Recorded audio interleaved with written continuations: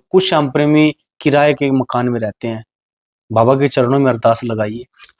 इस वीडियो का एक एक शब्द आपके लिए बड़ा महत्वपूर्ण है। इस वीडियो को ध्यान से सुनना, देखना, समझना और मनन करना कि मैंने इस वीडियो में क्या बताया। ये वीडियो केवल श्याम प्रेमियों के लिए है, नास्तिक लोगों के लिए नहीं है। ये श्याम प्रेमियों को ये ऐसी वैसी वीडियो नहीं है। जो बाबा के प्रेमी है ना, वही इस वीडियो को देखना। अगर आपके मन में श्याम बाबा के प्रति भाव है, बाबा के प्रति स्नेह है, तो ही आप इस वीडियो को देखना। अगर नास्तिकता आपके मन में है तो इस वीडियो को छोड़ के बहुत सारी वीडियो, आप उन वीडियो को देखो, एंटरटेनमेंट करो अच्छे से। परंतु इस वीडियो को केवल श्याम प्रेमी ही देख सकता है। ये फागुन का महीना चला हुआ और इस फागुन के महीने में एकादशी और द्वादशी के दिन अगर बाबा के दरबार में ना जाएं तो अपने घर पे ही ये अरदास लगाए।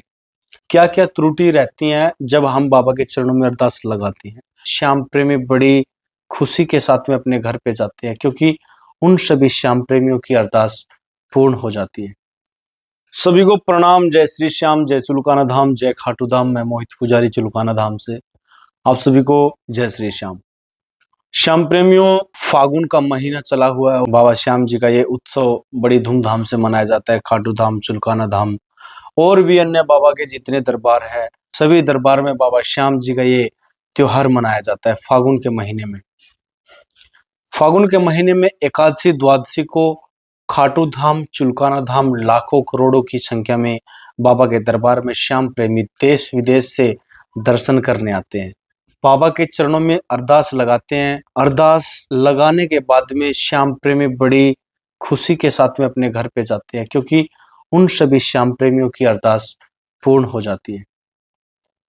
कुछ श्याम प्रेमी ऐसे होते हैं कि उनकी अरदास बाबा स्वीकार नहीं कर पाता। कुछ श्याम प्रेमी ऐसे होते हैं कि बाबा के दरबार में 1 दिन, 2 दिन, 10 दिन, महीने के अंदर बाबा श्याम प्रेमियों की अर्जी स्वीकार कर लेता है। श्याम प्रेमियों, बाबा के चरणों में अरदास कैसे लगाई जाती है, मैंने अपने चुलकाना धाम ऑफिशियल यूट्यूब चैनल पे एक वीडियो डाला है।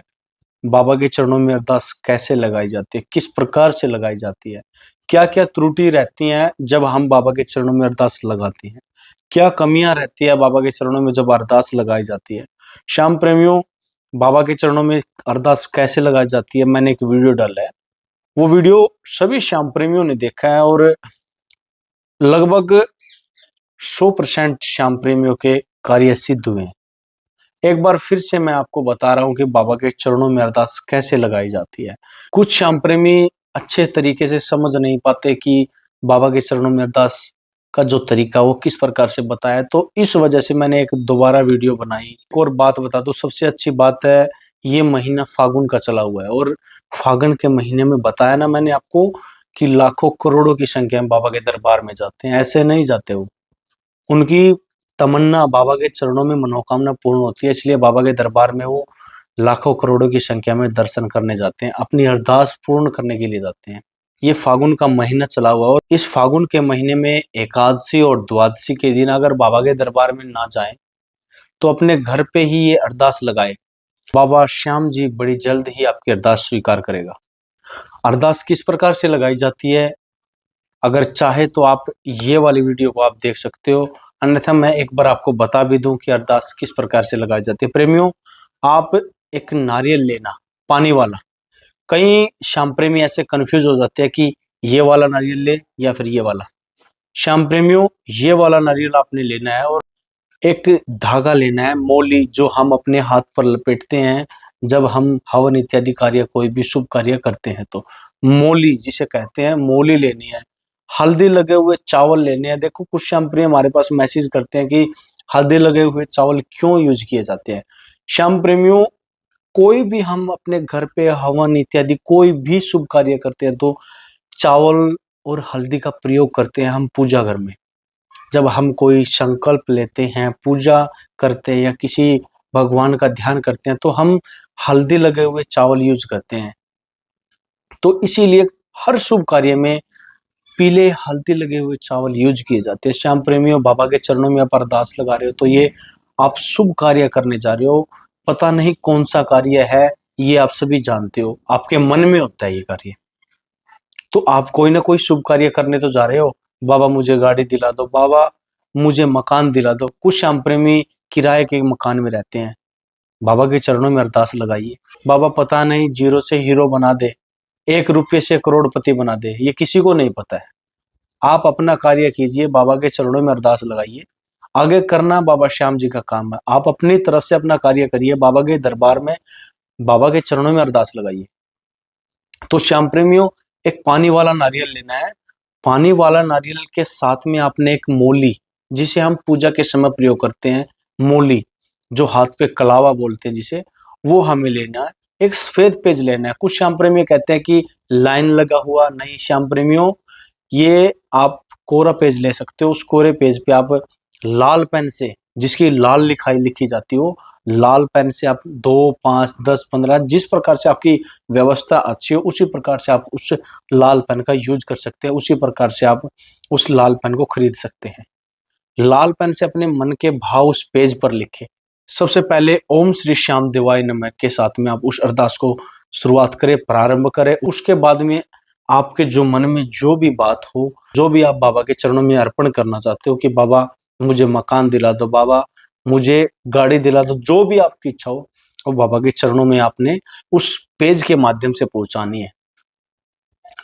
उस पेज पर आपने पूरे मन के भाव लिख देना और अंत में बाबा श्याम जी के चरणों में ओम श्री श्याम देवाय नमः के साथ में बाबा को प्रणाम करना है। हल्दी लगे हुए चावल उस पेज के अंदर डालने और फोल्ड कर देना है।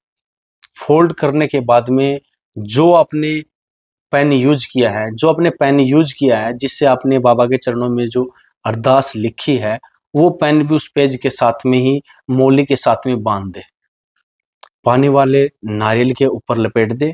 उसके बाद में जो 10, 51, 21 जो भी आपकी श्रद्धा हो, बाबा के लिए दक्षिणा रखें। 10, 51, 11, 21 जो भी आपकी श्रद्धा हो, बाबा श्याम जी की अरदास में दक्षिणा रखें और बाबा से प्रार्थना करें, बाबा के चरणों में नमन करें। अपने घर पर बैठे हो तो बाबा के श्री चरणों में नमन करें कि बाबा मैंने अपना कार्य कर दिया है और बाबा श्याम जी मेरे इस कार्य को पूर्ण करें। आगे आपके हाथ में है बाबा श्याम जी, क्योंकि हमने तो अपना कार्य पूरा कर दिया है। आगे आपकी इच्छा है, आप इस कार्य को पूरा करो या ना करो, हम आपके बच्चे। इस प्रकार से मन के अंदर भाव लेकर बाबा के चरणों में प्रार्थना करनी है, बाबा को नमन करना है। जिस प्रकार से आप डेली रूटीन में अपने घर में पूजा करते हो, उस प्रकार से पूजा करो अच्छे तरीके से। और उस बाबा की जो अरदास है, उस अरदास को, बाबा श्याम जी की जो अरदास है, उस अरदास को अपने मंदिर के किसी कोने में रख दीजिए, सेफ जगह। वैसे तो ईशान कोण में रखा जाता है, आप ईशान कोण में आप उस अरदास को रखें। जब भी आप बाबा के दरबार में जाए, खाटू धाम, चिलखाना धाम या भी बाबा श्याम जी का कोई भी धाम हो, वहां पर जाएं तो उस अरदास को अपने साथ में लेकर जाएं। अरदास को जब आप मंदिर से उठाओ तो कहना कि बाबा श्याम जी, मैं अपनी ये अरदास आपके चरणों में अर्पण करने जा रही हूँ या करने जा रहा हूँ, मेरी इस अरदास को स्वीकार करना। उस प्रकार से आप बाबा के चरणों में अरदास लगा सकते हो। अरदास पूरी होने के बाद में क्या करते हैं, इस वीडियो को ध्यान से सुनना, देखना, समझना और मनन करना कि मैंने इस वीडियो में क्या बताया। कुछ श्याम प्रेमियों का हमारे पास मैसेज कॉल आता है कि हमारी अरदास पूरी हो गई है, तो हम क्या करें। जब बाबा के चरणों में आप अरदास अर्पण करते हो, आपकी अरदास पूरी हो जाती है, तो उस समय जब आप अरदास लिख रहे थे, तब क्या आपने कौन सा संकल्प लिया था या क्या किया था, उस चीज की आपको जानकारी है या नहीं है। कितने दिन में आपकी ये अरदास पूरी हुई है। श्याम प्रेमी, जब आपकी अरदास बाबा के चरणों में पहुंचती है ना, तब आप बाबा को ये वचन देते हो या जब आप संकल्प करते हो या फिर आप बाबा के दरबार में जाते हो, तो उस दिन आप मन के अंदर एक मानसिक संकल्प होता है, मन से संकल्प किया जाता है कि बाबा जब मेरी ये अरदास पूरी हो जाएगी तो मैं आपके चरणों में सवा मणि का भोग लगाऊंगा। बाबा जब मेरी अरदास पूरी होगी तो मैं बाबा आपके चरणों में निशान चढ़ाऊंगा। मेरी अरदास पूरी होगी तो बाबा मैं आपके चरणों में पैदल यात्रा लेकर आऊंगा। तो इस प्रकार से बाबा मैं प्रसाद चढ़ाऊंगा, फूल चढ़ाऊंगा। जब मेरी अरदास पूरी होगी तो बाबा मैं आपको 56 भोग का प्रसाद चढ़ाऊंगा। इस प्रकार से जो आपने संकल्प लिया वो संकल्प को पूरा करो। ऐसा भी हो सकता है कि जब आप अरदास लिखे तब भी ये संकल्प ले सकते हो कि बाबा मैंने आपके चरणों में अरदास लिख दी है और मैं ये संकल्प कर रहा हूँ कि जिस दिन मेरा ये कार्य पूरा हो गया, तो बाबा मैं आपके दरबार में आऊंगा।